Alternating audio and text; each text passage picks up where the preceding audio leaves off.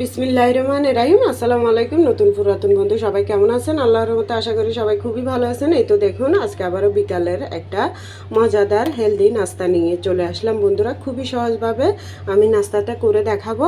তো দেখুন আমি এখানে এক বাটি চিড়া নিয়ে নিয়েছি। তো বন্ধুরা এগুলো আমি ভালো করে একদম বালুটা যাওয়া পর্যন্ত খুবই সুন্দরভাবে ধুয়ে নেব, কারণ এই যে এই ঝাঞ্ঝটটাই নিয়েছি শুধু বালুটা যাওয়ার জন্য। আমি এটা ধুয়ে নিই ভালো করে। তো বন্ধুরা নিয়ে নিলাম 3টা পাকা আম। দেখুন এটা খুবই মিষ্টি, অনেক মজা, একটু টক বলতেই নাই, খুবই অসাধারণ খেতে হয় এই আমটা। তো এটা আমি ভালো করে ধুয়ে পরিষ্কার করে নিছি, এখন কেটে নেব। তো বন্ধুরা এই তো কেটে নিলাম। দেখুন কেটে আমি এভাবে পিস পিস করে মেয়েকে দিয়ে করিয়ে নিলাম। যেহেতু আমি এদিকে চিড়াটা ভালো করে ভাজতে হয়েছে তাই। তো বন্ধুরা এইভাবে কিন্তু খেতে খুবই মজার হয়, তাই আমি আপনাদের সাথে ছোটোখাটো নাস্তার রেসিপি নিয়ে চলে আসলাম। দেখুন এখন আমি এগুলো সবগুলো তুলে নেব এটা চামচ দিয়ে। তার আগে দেখুন এটা এখানে আমি একটা পরিষ্কার বাটি নিয়ে নিছি। এটা দেখুন চিড়াটা খুব সুন্দর করে ধুয়ে নিলাম ময়লা যাওয়া পর্যন্ত। তো এটা এক বাটি দিছি আমরা মা ছেলে মেয়ে 3 জনের জন্য। তো আপনারা চাইলে আর একটু বেশিও দিতে পারেন।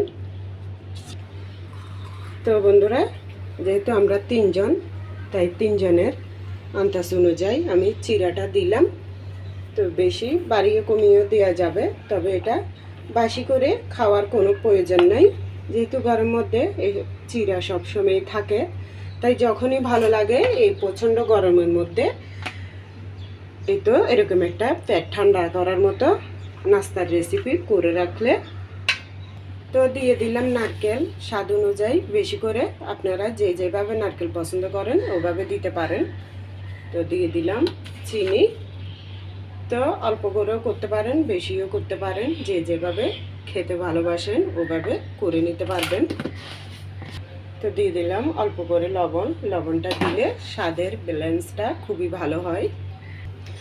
তো বন্ধুরা 3টা আম নিয়ে নিলাম। 3টা আমের শুধু আঠিগুলো রেখে দিছি আর আমগুলো নিয়ে নিলাম। তো আপাতত এখানে 3টা এখন দিলাম। এটা কিন্তু মিষ্টি হতে হবে বন্ধুরা। যারা টক দই দিয়ে চিড়া খেতে পছন্দ করেন তারা একটু সামান্য টক যদি হয় আমটা তাও দিতে পারেন, খেতে ভালো লাগবে। তবে এক একবার এক এক সময় এক এক রকম খেলে কিন্তু খুবই ভালো লাগে খাবারটা।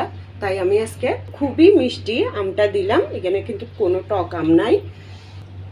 তো বন্ধুরা এখন দেখুন এখানে আমি এটাকে আরও স্বাদের আরও মজাদার করার জন্য আমি এখানে আধা কেজি দুধ গরম করে নিছি, প্রায় 10-15 মিনিট ফুটিয়ে নিছি। ফুটানোর পরে এটা আমি ঠান্ডা করে তারপরে এটার মধ্যে দিচ্ছি। যেহেতু চিড়া ভিজানোটা গরম খাওয়াটা ভালো লাগবে না, তাই ঠান্ডা করে তারপর দিচ্ছি।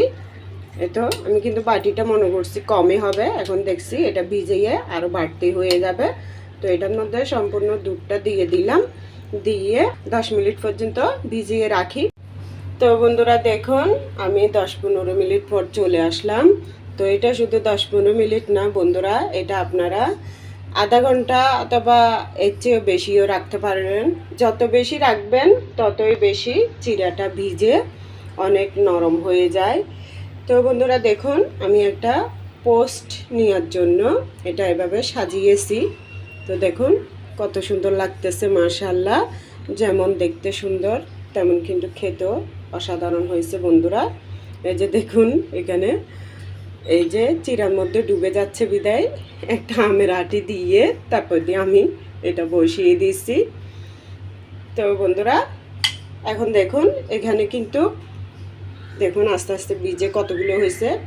আমি আপনাদেরকে দেখানোর জন্য এই বাটিটার মধ্যে নিচ্ছি, যখন এটাতে দেখাচ্ছি। দেখানোর শেষে কিন্তু আমি আরেকটা বড় বাটিতে নিয়ে বন্ধুরা এটা আমি আবার ওই যে দুধ বাকি যেগুলো আছে এই তো এগুলো পরবর্তীতে আবারও বড় বাটিতে নিয়ে মিশাই দেব। এর আগে দেখুন আমি কি দিচ্ছি। তো বন্ধুরা আমি আবারও আধা চামচ চিনি দিলাম, চিনিটা দেখলাম আর একটু লাগবে তাই দিলাম। এরপরে দেখুন গুঁড়ো দুধ, এই তো দেখুন মাক্স গুঁড়ো দুধটা এখানে বেশি করে দিয়ে দিচ্ছি। এটা হচ্ছে দুধের খেল বন্ধুরা। এই রেসিপিটার মধ্যে আপনারা দুধটা যতই ঘন করে দিবেন ততই কিন্তু এই রেসিপিটা খেতে ভীষণ ভালো লাগবে। দেখুন এখন আমি ভালো করে আবারও মিশিয়ে নেব। তো এটা ভালো করে মিশানোর পরে, খুবই সুন্দর করে ভালো করে মিশানোর পরে আমি এটা ফ্রিজে নরমালে প্রায় 10-15 মিনিট রেখে দেব বন্ধুরা। তো আপনারা যদি চান আরও বেশি রাখতে পারেন। তো যেহেতু অনেক গরম এখন, আমি এটা বিকালে খাওয়ার জন্য করতেছি, তাই একটু ফ্রিজে রাখলে একটু ঠান্ডা ঠান্ডা খেতেও ভালো লাগবে। তো বন্ধুরা এইভাবে কিন্তু আমরা রোজার মধ্যেও চিরা দিয়ে, দুধ দিয়ে, নারকেল দিয়ে করি। তবে না এইভাবে আমি পাকা আম দিয়ে করি নাই, তবে এমনি খাওয়ার ইচ্ছা জাগছে তাই খাওয়ার জন্য করলাম। দেখি যে এটা খুবই ভালো লাগতেছে, তাই আপনাদের সাথেও আমি রেসিপিটা শেয়ার করলাম নাস্তার। তো বন্ধুরা আপনাদের কেমন লাগছে জানাইয়েন। বেশি ভালো লাগলে লাইক কমেন্ট শেয়ার করে দিবেন। এটা আরও ভিজলে আরও ঘন হবে বন্ধুরা।